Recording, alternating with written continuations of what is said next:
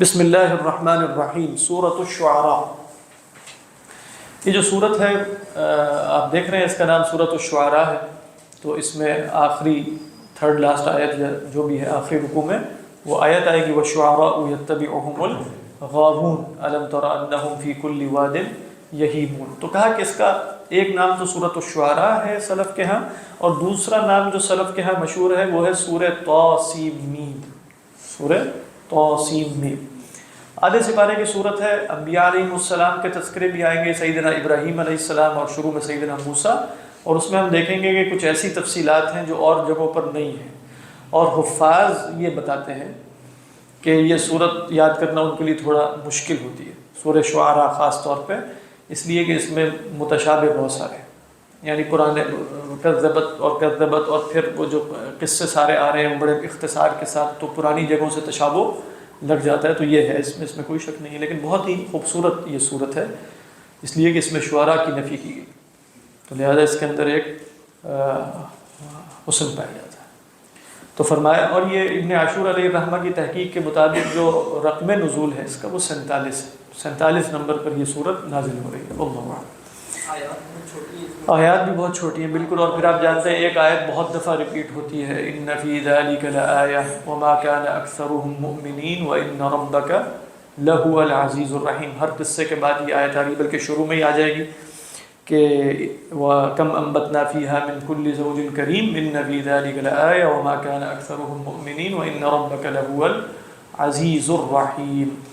اور جیسے عرض کیا تھا کہ ان تینوں صورتوں میں کچھ مناسبت سی بھی ہے، سب ہی توحید اور رسالت کی مطلب اس سے ماقبل سورہ فرقان تھی، اس کے بعد آپ دیکھ رہے ہیں سورہ شعراء۔ سورہ فرقان کے آخر میں بھی کہا تھا کہ توکل کا جیسے 3 دفعہ رسول اللہ صلی اللہ علیہ وسلم کو حکم ہے قرآن میں، تو وہ پہلے اس میں آیا وَتَوَكَّلْ عَلَى الْحَيِّ الَّذِي لَا يَمُوتُ، اب اس صورت میں آئے گا کہ وَتَوَكَّلْ عَلَى الْعَزِيزِ الرَّحِيمِ الَّذِي يَرَاكَ حِينَ تَقُومُ وَتَقَلُّبَكَ فِي السَّاجِدِينَ۔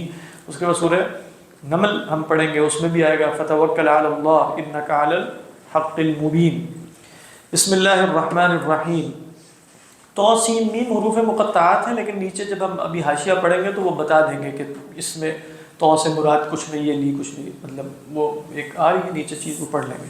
بسم اللہ الرحمن الرحیم، طاسیم میم تلک آیات الکتاب المبین۔ اب یہ بھی ایک وہ ہے جو علماء ذکر کر دیتے ہیں کہ جو صورت بھی طا کے حرف مقطع سے شروع ہوتی ہے اس میں سیدنا موسیٰ علیہ السلام کا جو جادوگروں سے مقابلہ ہوا تھا اس کا ذکر ضرور ہوتا ہے، اور پھر کچھ نے یہ بھی ذکر کیا کہ لفظ طا جو ہے وہ سانپ کا سمبل کے طور پہ استعمال ہوتا رہا ہے، اور اس کو لکھنے کا طریقہ بھی آپ دیکھیں تو جیسے پتہ نہیں سانپ کنڈلی مار کے بیٹھا ہے، وہ اللہ عالم یہ حروف مقطعات میں سے ہے، لیکن یہ ضرور ہے کہ طٰہٰ ہو، طاسیم میم ہو، طاسین ہو، ان سب صورتوں میں سیدنا موسیٰ علیہ السلام کا تفصیلی ذکر اور جادوگروں سے ان کے مقابلے کا حال موجود ہے، واللہ اعلم۔ تلک آیات الکتاب المبین، یہ آیات ہیں۔ تلکا کا اشارہ کس کی طرف ہے؟ ماں بعد آنے والی آیات کی طرف ہی ہے، لیکن چونکہ وہ لفظاً متأخر ہے، رتبتاً متقدم ہے، یعنی آیات نازل ہو رہی ہیں، فرمایا تلک آیات الکتاب المبین، یہ آیات ہیں ایک روشن کتاب کی۔ دیکھیں مبین کا لفظ علماء نے کہا کہ لغت میں متعدی اور لازم دونوں استعمال ہوتا ہے۔ ابانا یبین ابانتاً کا مطلب ہے خود واضح ہونا یا واضح کرنا، دونوں ترجمے ممکن ہیں۔ یہ ہے روشن کرنے والی کتاب کی آیات یا روشن کتاب کی آیات۔ لعلک باخع نفسک الا یکونوا مؤمنین، شاید کہ آپ اے نبی صلی اللہ علیہ وسلم باخع نفسک، اپنے آپ کو ہلاک کرتے ہیں۔ یہ بخع یبخع، بخن کس کو کہتے ہیں؟ کہا کہ یہ جو انسان کی گردن ہے اس کے پیچھے یہ جو فقار ہے نا، یہ جو ریڑھ کی ہڈی، یہاں ایک وین پائی جاتی ہے اس جگہ، اس کو عرب کہتے تھے، پائی جاتی ہے نہیں پائی جاتی ہے اللہ بہتر جانتا ہے، لیکن اس تصور پائی جاتی ہوگی یقیناً، بخا کہتے ہیں اس کو۔ اگر انسان اپنے کسی کا گلا کاٹے اور پوری گردن کاٹ دے تو پھر اس کو کہا جاتا ہے بخا یبخع، یہ اس کا اوریجنل میننگ ہے، لیکن پھر اب یہ استعمال ہوتا ہے محض ہلاکت کے لیے، چونکہ ظاہری اس کا لازمی تقاضا ہلاکت ہے کہ نہیں، ہلاکت۔ تو مراد یہ ہے کہ شاید آپ اے نبی صلی اللہ علیہ وسلم اس غم میں کہ یہ لوگ مسلمان نہیں ہوتے، یہ لوگ ایمان نہیں لاتے، شاید آپ اپنے آپ کو بھولا کر اس غم میں جیسے اپنے آپ کو نقصان نہ پہنچا لیں، اپنی جان نہ لے لیں۔ اس کا کوئی امکان نہیں ہے کہ اللہ کے رسول صلی اللہ علیہ وسلم یہاں ارادی، لیکن بات یہ بتانا مقصود ہے کہ کیسے وہ حریص ہیں ان لوگوں کے ایمان پر۔ لہذا آگے وجہ بتا دی نا، لعلک باخع نفسک، شاید آپ اپنے آپ کو، مطلب یہاں ترجمہ ہلاک اچھا نہیں لگتا، چاہے آپ اپنے آپ کو جیسے کیا کر لیں، کیا ترجمہ ہے حضرت تھانوی کا؟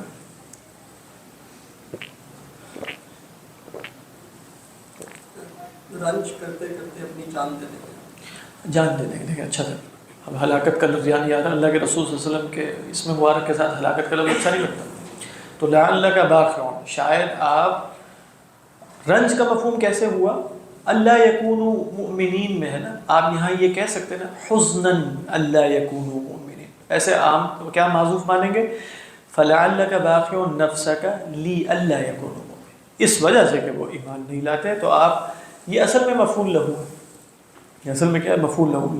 لماذا انت تبخع نفسک، لماذا انت یعنی تعطی حیاتک، اگر ہم اردو کی تعبیر اختیار کریں، جان دے دینا، لماذا، تو وہ فرما دیا لئلا یکونوا مؤمنین، اس غم اور رنج میں کہ یہ ایمان نہیں لاتے۔ یہ اللہ کے رسول صلی اللہ علیہ وسلم کی خواہش ہے۔ لہذا آپ دیکھیں جب آپ کی اتنی شدید خواہش ہے نا، تو اس صورت کی ابتدائی سے لگ رہا ہے کہ اس میں جو آیت اب ریپیٹ ہونی ہے وہ کیوں ہو رہی ہے، جیسے فرمایا اللہ یکون ان فی ذلک لآیہ وما کان اکثرهم مؤمنین وان ربک، اس میں آپ کو کیا حسرت اللہ کے اعتبار سے نہیں اپنے اعتبار سے نظر آتی ہے کہ نہیں؟ ایک افسوس کی کیفیت اس میں بھی نشانی ہے۔ عرفان، وہ یونس صاحب کچھ کہہ رہے تھے، یونس صاحب کچھ اشارہ کر رہے ہیں، ادھر سے ہی آ رہے ہیں، ادھر سے ہی آ رہے ہیں۔ تو آپ دیکھیں اگر یہ عبارت دیکھیں ان فی ذلک لآیہ، اس میں بھی اتنی بڑی نشانی، لیکن پھر بھی اکثریت ایمان نہیں لاتی، عجیب لگ رہا ہے۔ ان فی ذلک لآیہ وما کان اکثرهم مؤمنین، تو اتنی نشانیاں موجود ہیں اور ایمان نہیں لاتے۔ لعلک باخع نفسک الا یکونوا مؤمنین، اللہ اعلم۔ تو اب دیکھیے یہ آیات نا اللہ کے رسول صلی اللہ علیہ وسلم کی تسلی کے طور پہ نازل ہو رہی ہے۔ کیا ہے؟ ان نشأ ننزل علیہم من السماء آیۃ، اگر ہم چاہتے، ان نشأ تو ہم کیا کرتے، ننزل علیہم من السماء آیۃ، تو ہم ان پر آسمان سے ایک نشانی اتارتے تھے۔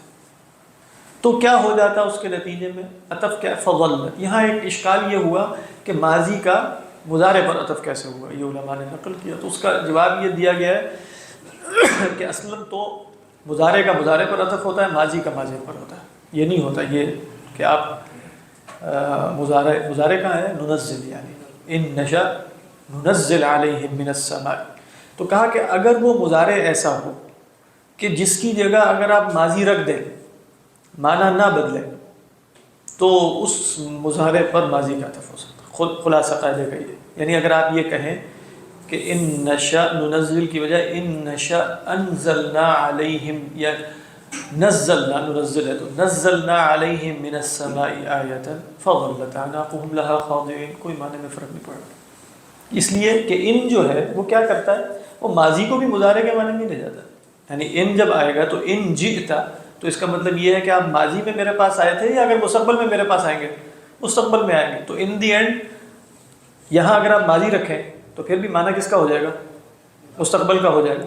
تو لہٰذا یہاں ماضی رکھنے سے معنی میں کوئی تبدیلی نہیں ہو رہی، تو جب ماضی رکھنے سے معنی میں کوئی تبدیلی نہیں ہو رہی تو اس صورت میں عطف الماضی علی المضارع یجوز۔ بات واضح ہے؟ ایک منٹ چائے مکمل کر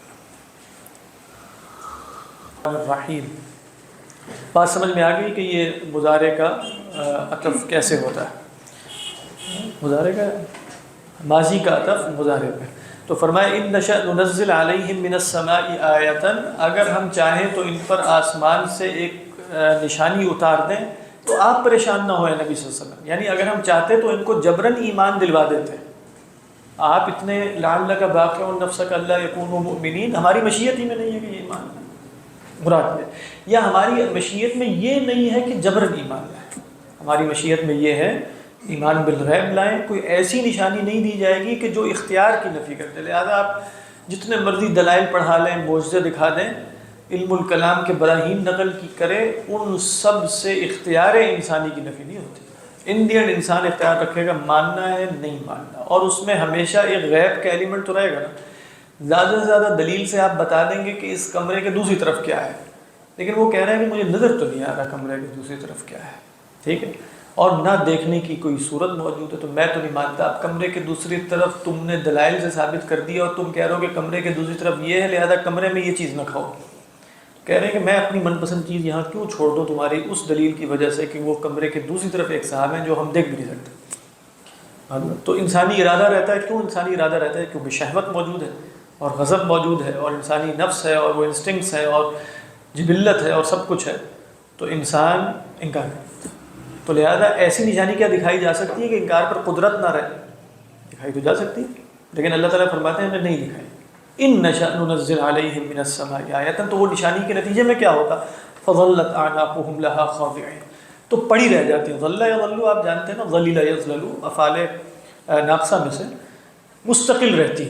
اعناقهم، ان کی گردنیں، وہ گردنوں کا بھی بتا دیں گے گردنوں سے کیا کیا مراد ہے، اس لیے کہ اللہ تعالیٰ نے آگے گردنوں کے لیے صفت عقلاء کی نقل کی ہے، تو گردنوں سے مراد یہ گردن نہیں ہے، گردن والے لوگ ہیں۔ فظلت اعناقهم لها ای لتلک الآیہ التي لو نشاء نزلنا، اس کے سامنے کیا رہ جاتی؟ خاضعین، خضوع کہتے ہیں بالکل سر تسلیم خم کر دینا، کہ اپنے ارادے کو کسی کے حوالے کر دیا، خضعنی فلان، تو بالکل اس کے سامنے کیا ہوتی؟ جھک جاتی۔ ترجمہ واضح؟ پھر فرمایا وما یأتیہم من ذکر، خاضعین حالت نصب میں کیوں ہے ثانیہ میں؟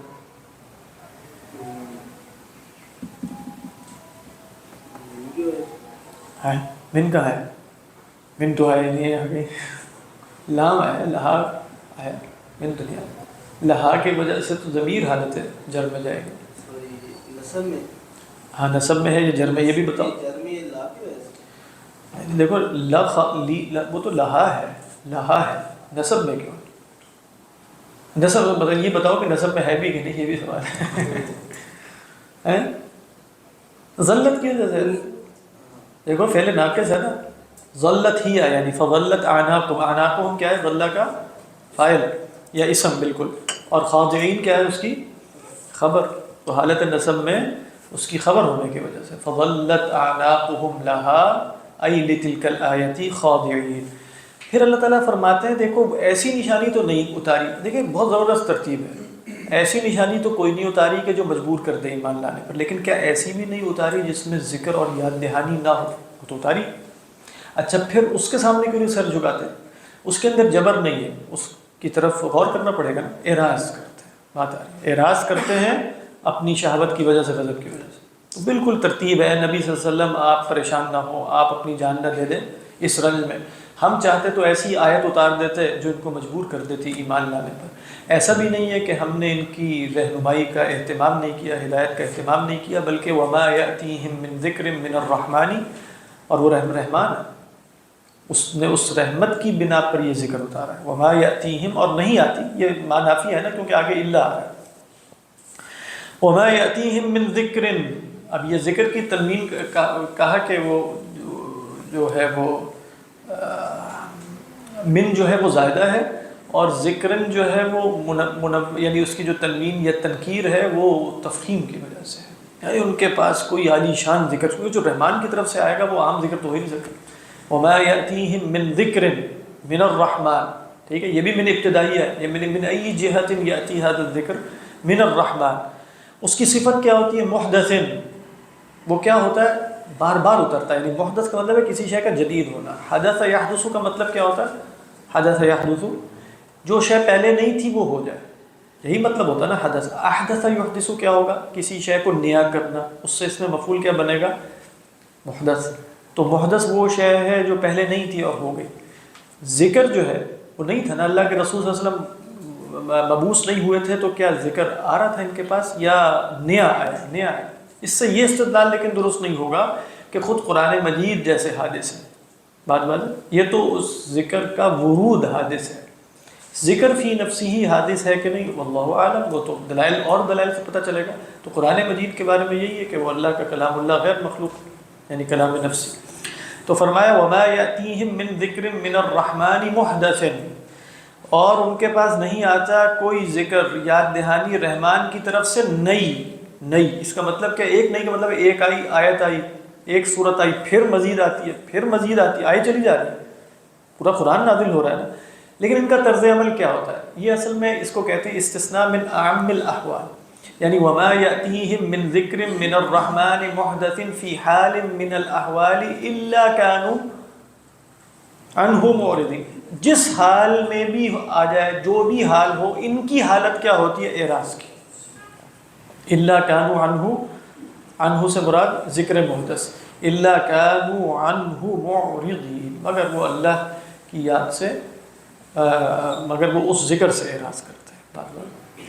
علماء کلام جو ہے عموماً ان کے علماء عقیدہ کے ہاں جب وہ یہ بحث کرتے ہیں نا کہ حجت کیسے تمام ہوتی ہے، یعنی کافر پہ دنیا میں ہمارے اعتبار سے کہتے ہیں حجت ایسے تمام ہوتی ہے کہ آپ اس تک صحیح بات پہنچا دیں، دلیل کے ساتھ پہنچا دیں، اس کے بعد آپ دلیل دیں، معجزہ ہو جو بھی ہو. رسول تو آ کے معجزہ بتاتا ہے، وہ دلیل پر نظر کرنے پر قادر ہو، دلیل پر نظر کرنے پر قادر ہو، اس کے امکان میں ہو، نہ کرے. اس کو کہتے ہیں کفر اعراض. اس کو کیا کہا جاتا ہے؟ کفر اعراض. کفر اعراض کفر کی صورتوں میں سے ایک صورت ہے. اس سے حجت جو علماء عقیدہ کے ہاں تمام ہو جاتی، یعنی اس تک دعوت پہنچی، صحیح دلیل کے ساتھ پہنچی، صحیح اخلاق کے ساتھ پہنچی. وَكَانَ قَادِرًا عَلَىٰ أَن يَنظُرَ فِي الدَّلِيلِ، وہ قادر تھا کہ دلیل پر دیکھے، غور کرے. کہتا ہے نہیں چھوڑو کیا کرنا، وہ اپنی لائف گزارو. یہ شخص کیا ہے؟ اس کو کہتے ہیں کفر اعراض. اس نے یہ تو نہیں کیا کہ دلیل دیکھ کر پہنچا، یہ تو نہیں کیا. اگر پہنچ جائے دلیل دیکھ کر اور پھر نہ مانے تو وہ کفر جحود ہوتا ہے. وہ کیا ہوتا ہے؟ کفر جحود. لیکن یہ کیا ہے؟ کفر اعراض. یہ بھی کفر اگرچہ کفر جحود سے کم ہے، کفر جحود سے کم ہے، کیونکہ ھذا قد عرف وھذا لم يعرف ولكن كان بامکانہ ان يعرف. اس کے امکان میں تو تھا نا کہ جان لے. بڑی سخت بات ہے ویسے یہ، یعنی متکلمین کا اصول بڑا سخت ہے، اور اس کی وجہ سے یعنی گویا انسان دنیا میں اصلاً تو اس لیے آیا ہے کہ وہ حق کو جانے. تو یہ شخص کہتا ہے کہ میں اپنی روزمرہ کی زندگی میں مشغول رہتا ہوں، شہوات میں، ملذات میں اور روٹین لائف میں، تو کیا غور کرنا ہے کہ دلیل کیا ہوتی ہے اور کیا نہیں ہوتی. تو چھوڑو اعراض کرتے ہیں. تو اس نے اعراض کی، یہ کفر ہے. لہذا یہاں اللہ تعالیٰ نے کہا نا وَمَا يَأْتِيهِمْ مِنْ ذِكْرٍ مِنَ الرَّحْمَنِ مُحْدَثٍ إِلَّا كَانُوا عَنْهُ معرضین لا يلتفتون الیہ لا ينظرون فیہ واللہ اعلم. تو یہ اہم بات ہے. لیکن اس میں شرط کیا ہے؟ بلوغ الدعوہ بدلیل صحیح. یہ نہیں کہ ایسے ہی کہیں سے بس پہنچ گئی بات. اور بعض علماء اس میں ایک قید اضافی لگاتے ہیں، وہ بظاہر اچھی لگتی ہے. وہ قید اضافی یہ ہے کہ بلوغ الدعوہ بدلیل صحیح، یعنی کفر اعراض کی کنڈیشن پوری ہونے کے لیے بلوغ الدعوہ بدلیل صحیح.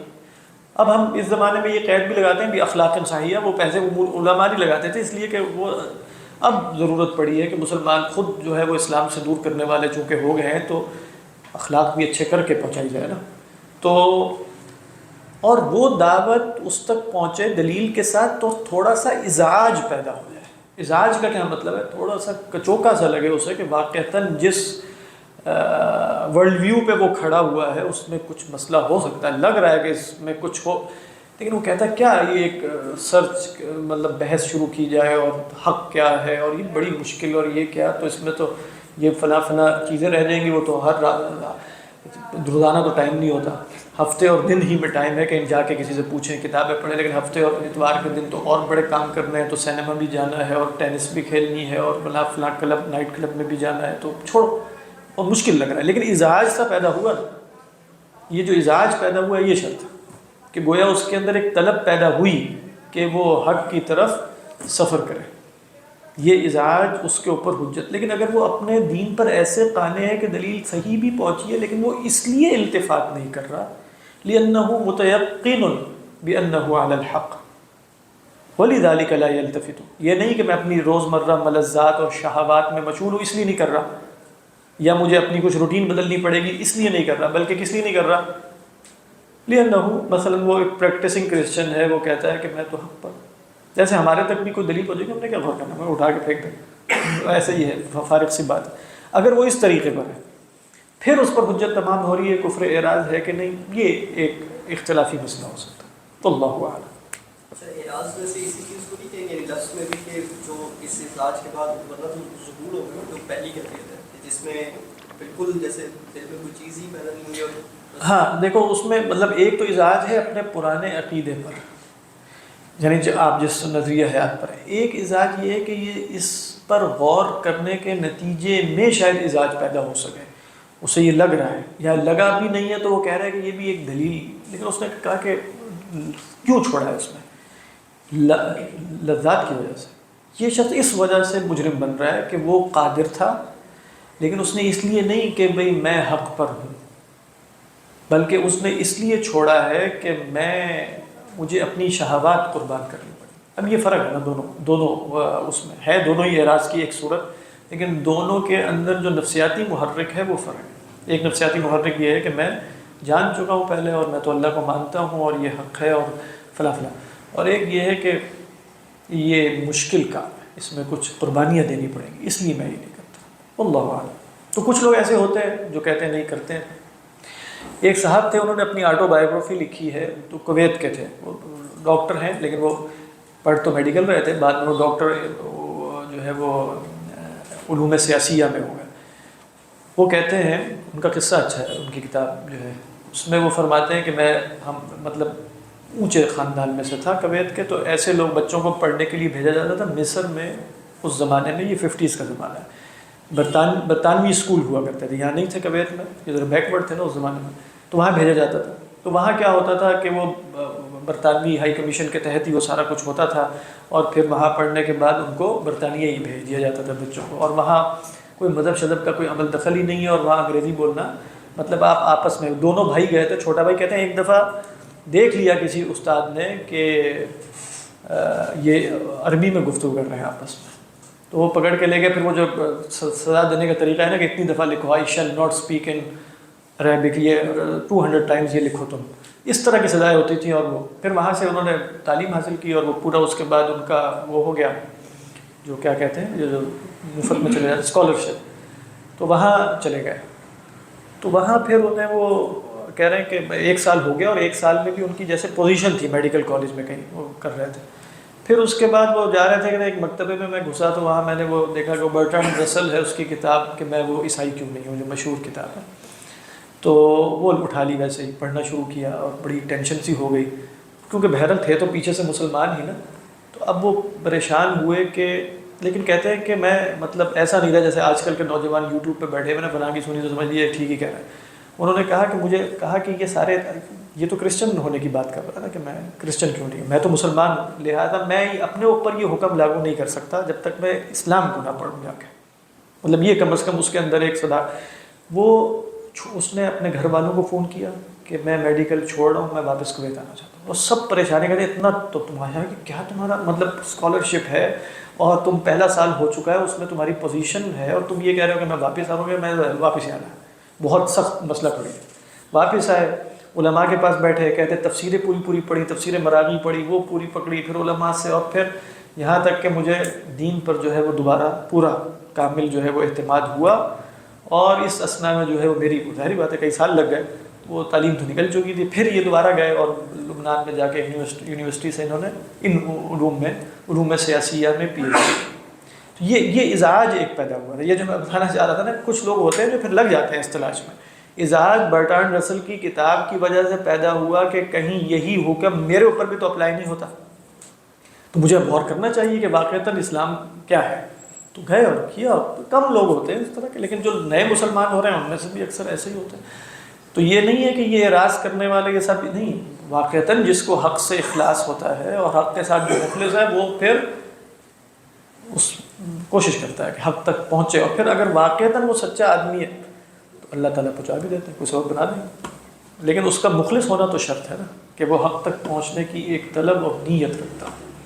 تو یہ اعراض ایسا نہیں ہے کہ وہ آپ قرآن مجید میں جا بجا آتا ہے وہ یہ اعراض کرتا ہے، اقترب للناس حسابهم وهم فی غفلۃ معرضون وما يأتيهم من ذکر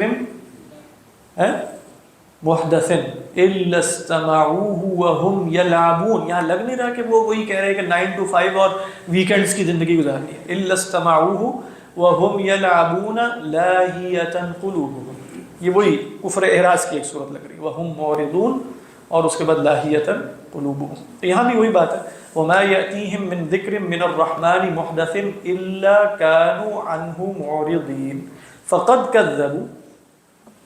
جیسے ابھی ہم نے پچھلی صورت میں پڑھا تھا اس کے معنی نہیں لگ رہا کہ فقد كذبتم, تو یہاں بھی فقد كذبوا فسيأتيهم, تو وہاں فرمایا تھا کہ فسوف يكون لزاما. اب بتایا جا رہا ہے کہ پرانے لوگوں کی خبریں آئی ہیں نا, فسيأتيهم انباء ما كانوا به يستهزئون, تو جن چیزوں کا یہ مذاق اڑا رہے ہیں ان کی خبریں پہنچ جائیں گی ان تک. یعنی اگر یہ عذاب کا مذاق اڑا رہے ہیں تو عذاب آ جائے گا, قیامت کا مذاق اڑا رہے ہیں تو قیامت آ جائے گی وغیرہ. فسوف يأتيهم انباء ما مرکب اضافی ہے, یعنی ان کے پاس ان قریب خبریں آ جائیں گی ان امور کی. کن امور کی؟ ما جو ہے وہ تو موصولہ ہے, تو ما موصولہ کا صلہ کیا ہے؟ مرکب اضافی ہے لیکن موصولہ ہے. صلہ ہے كانوا به يستهزئون, جس کا اور ہی کی ضمیر واپس آپ جانتے ہیں صلے میں ایک ضمیر ہوتی ہے جس کو ضمیر عائد کہتے ہیں. کبھی وہ محذوف بھی ہو جاتی ہے لیکن عموماً وہ ہوتی ہے جو لوٹتی ہے کس کی طرف؟ موصول, جو اس میں موصول ہے اس کی طرف لوٹتی. تو فرمایا فقد كذبوا فسيأتيهم انباء ما كانوا به يستهزئون, جس کا یہ مذاق اڑایا کرتے تھے انہی چیزوں کی خبریں ان قریب ان تک پہنچ جائیں گی. صدق اللہ.